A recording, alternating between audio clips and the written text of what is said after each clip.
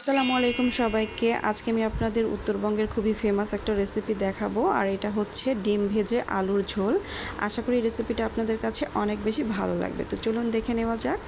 তো এখানে আমি 1 কেজি পরিমাণ সিদ্ধ আলুকে খুব ভালোভাবে হাত দিয়ে এভাবে ম্যাশ করে নিচ্ছি। ম্যাশ করে আমি হাফ কাপের মতো পানি দিয়ে আবারও খুব ভালোভাবে পানির সঙ্গে মিক্সড করে নিলাম। এখন সরাসরি রান্নায় চলে যাচ্ছি। চুলায় একটা হাঁড়িতে হাফ কাপের মতো রান্নার তেল দিয়ে দিলাম। তেলটা গরম হয়ে আসলে দিয়ে দিচ্ছি পেঁয়াজ ও শুকনো মরিচ কুচি। এরপর সব কিছুকে নেড়ে চেড়ে নিয়ে 1 চা চামচ পরিমাণ আদা রসুন বাটা দিয়ে খুব ভালোভাবে ভেজে নিলাম। এরপর দিয়ে দিচ্ছি 1 চা চামচ হলুদের গুঁড়া, হাফ চা চামচ মরিচের গুঁড়া, 1/4 চা চামচ জিরা গুঁড়া। এখন সব মশলাগুলোকে জাস্ট ভেজে নিয়ে সেই ম্যাশ করে নেওয়া আলুগুলো দিয়ে দিচ্ছি। এরপর খুব ভালোভাবে মিক্সড করে নিচ্ছি। মিক্সড করে নিয়ে দিয়ে দিলাম 1.5 চা চামচ পরিমাণ লবণ, আর দিয়ে দিচ্ছি সামান্য পরিমাণ একটু পানি। এরপর সব কিছুকে আবারও খুব ভালোভাবে আমি মিক্সড করে নিচ্ছি। মিক্সড করে নিয়ে ঢাকনা দিয়ে ঢেকে 5 মিনিটের জন্য রান্না করে নিব। তো ফিরে আসলাম 5 মিনিট পর। এরপর আলুগুলোকে খুব ভালোভাবে একটু কষিয়ে নিব।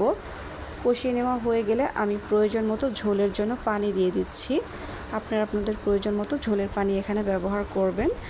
এরপর আমি ঢাকনা দিয়ে ঢেকে 15 মিনিটের জন্য রান্না করে নিব।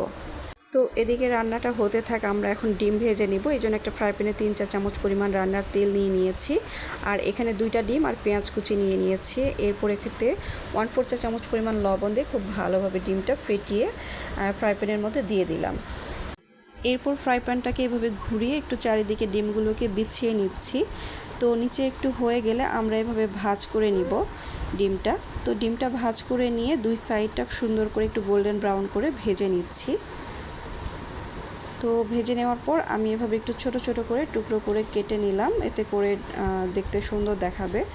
তো ডিমটা ভাজা হয়ে গেলে সেই আলুর ঝোলের মধ্যে ডিম ভাজাগুলো দিয়ে দিচ্ছি।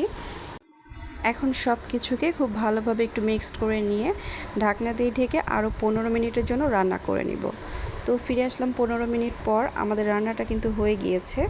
এখন আমি চুলাটা বন্ধ করে দিচ্ছি আর ঢাকনাটা দিয়ে ঢেকে দিচ্ছি ঠান্ডা হয়ে আসার জন্য। ঠান্ডা হয়ে আসলে আমি তরকারিটা সার্ভ করে দেখাচ্ছি। এটা খেতে ভীষণ মজা, বাসায় একবার হলেও ট্রাই করবেন।